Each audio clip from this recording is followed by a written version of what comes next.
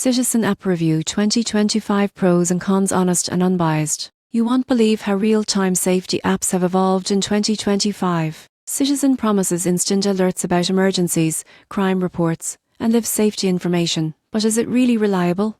The surprising truth is awareness. Most people get this wrong by assuming safety apps are only reactive. Citizen uses verified reports, public data, and user-generated alerts to notify you of nearby incidents, allowing proactive decision-making for personal safety. Another advantage is community engagement. You won't believe what happens next when you see features like live instant maps, safety scores, and even community-sourced updates. This helps users stay informed about potential dangers, from fires to public disturbances in real time. The app also integrates with safety tools, providing direct emergency contact options and location tracking for family members. For commuters, travelers, or parents, this adds peace of mind. However, there are cons. Some alerts may be inaccurate or unverified, causing unnecessary alarm, heavy notifications, and also overwhelm users if not customized. Privacy concerns exist since the app tracks location to provide accurate alerts. In conclusion, Citizen in 2025 is ideal for individuals who want to stay informed and proactive about safety.